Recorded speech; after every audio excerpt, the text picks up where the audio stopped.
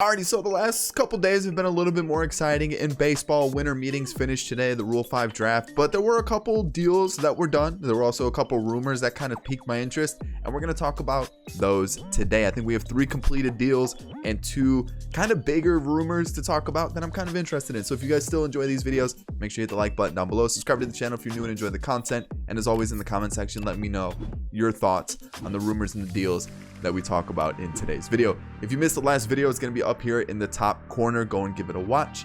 And then all social media links are down in the description below. Twitter, Instagram, Snapchat, all that good stuff. So with that being said, let's start with one of the rumors that's kind of been thrown out more and more as the days have been going on, is Hyun-Jin Ryu kind of to the Cardinals. And it's looking like they're the ones that have kind of talked to him the most.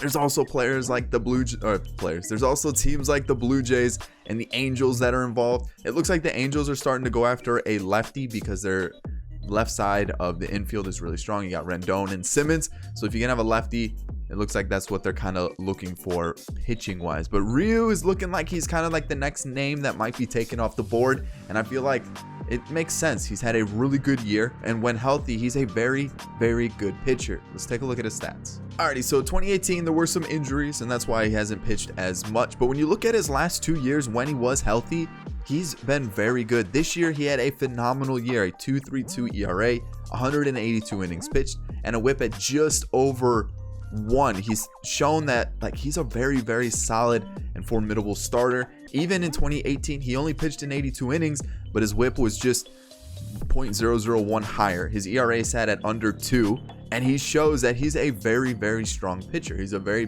good pitcher. You know what you're going to get out of Ryu. The thing is, there are some injury concerns. He just has some trouble getting through a whole season healthy, and that's why there's just some concerns about, can we pay top dollar for him when we know that there's some issues to worry about. The thing with Ryu is, he's in his 30s. You still can get 3-4 years out of him, and I still think you're going to get a really good pitcher. He's at the top of his game, it seems like right now. It seems like he's starting to hit a peak, and at 32, I think he is 33. I think you're actually 32. I think he's actually going to turn 33 this year. I think you're still getting some really good years out of him still. And if you're the Cardinals who need pitching, I think this is a great pickup. If you're the Angels who need pitching, this is going to be a great pickup. Basically, if you're any team that needs pitching, not only is it a good thing, it's a lefty as well. So I kind of like this pickup for whoever ends up getting them. I hear the Blue Jays are really trying to push for him because they feel like this is like the biggest name that they can get. The thing is, do they have enough to pull those top pitchers in or those top players in? Yes, they can throw an open checkbook at them, or a blank check, however you want to say it, and be like, hey, join our team.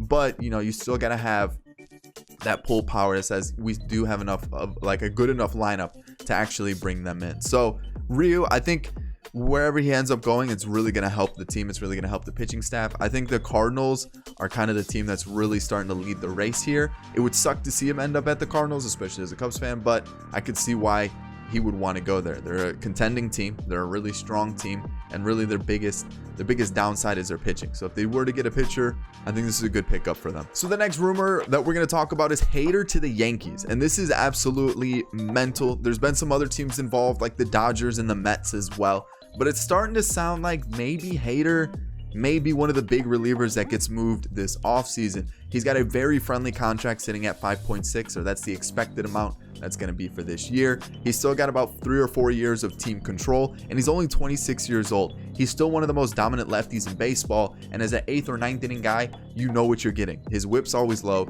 high strikeout numbers. Basically a 2-pitch pitcher, though. That's kind of the downside to him. But Josh Hader, if he ends up going to the Dodgers or the Yankees, it immediately makes that bullpen so much better. The Dodgers have already added Blake Trinan. You still have Kenley Jansen there. Now if you add Josh Hader in there, that's just nuts. You got your 8th inning guys with Trinan and Hader, and then you got Jansen to close the door. I mean, that's just nuts. And when you look at the Yankees already have a very, very strong bullpen. Hader, I feel like, would just be the replacement for Dellin Betances, and I mean, that's still just a nasty bullpen. So I know there's been rumors that the Brewers are starting to listen to offers for Josh Hader. I think it's going to take a bit to pry him away from the Brewers, but if the Brewers could get a starting pitcher for him, or some prospects, I feel like they'd be willing to let it go. I'm not saying like low tier or mid tier prospects. I feel like it's going to be a top prospect, maybe like 8, 9, 10 in your farm system, maybe a little bit closer to 5 as well. I think he's one of those pitchers that's going to require a little bit, but again, this is a good pitcher to pick up if you're a top contending team. So we'll see where he ends up going. Is he going to get moved? The more and more like that time goes on, it sounds like he might be. It sounds like some top teams are really starting to get interest in him. So we'll see.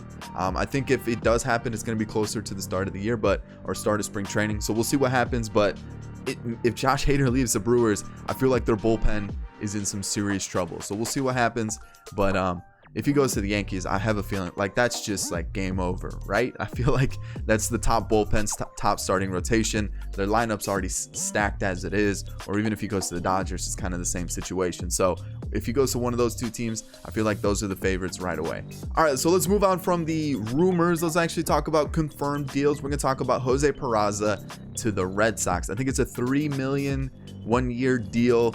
And when you look at Jose Peraza's 2018, you see those numbers and you're like, oh, that's pretty good. 288 average, 326 on base, 416 slugging, 742 OPS.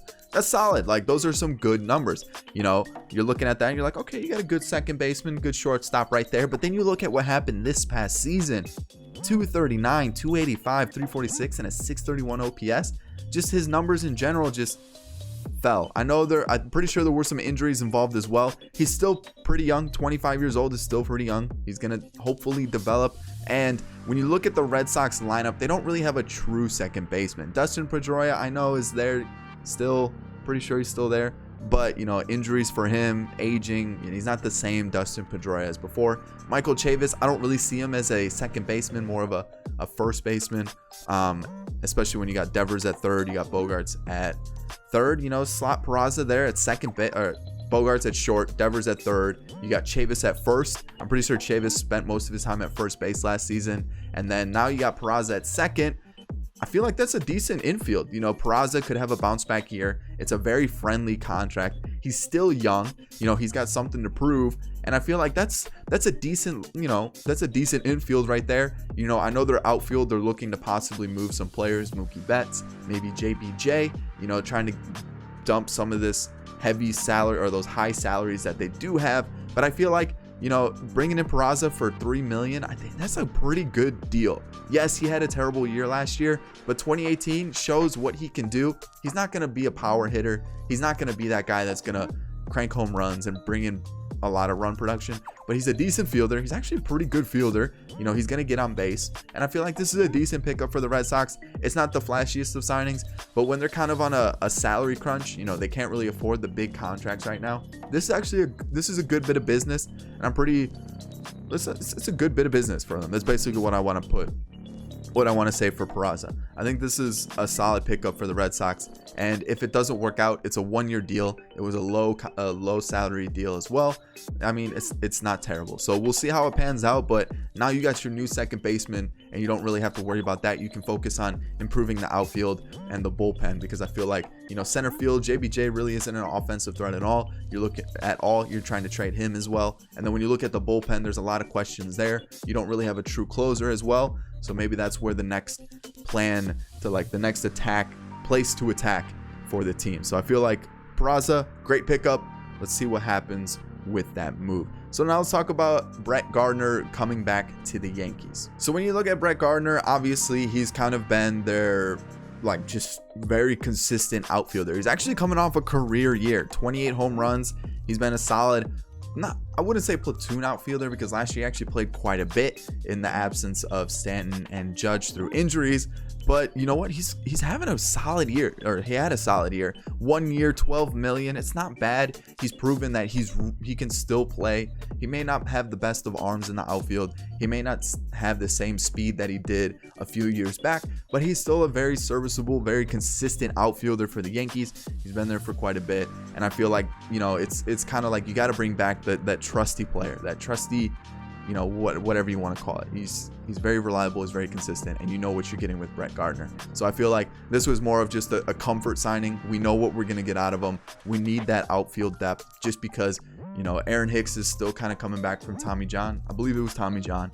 He's coming back from injury.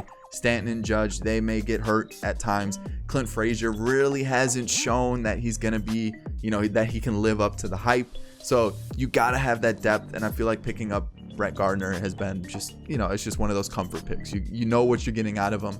Bring him back. He's, you know, why not? So one year, $12 million. It's not that bad. It's the Yankees. They can spend the money. So I feel like this is a solid pickup for the Yankees. It's what you know what you're getting out of them. So let's talk about the final one. Let's talk about Rick Porcello to the Mets. So Cy Young winner Rick Porcello to the Mets, and now they have what, 6 starters? You got DeGrom, Syndergaard, you got Stroman, Walker, Matz, and now you got Porcello in the mix. 1 year, $10 million.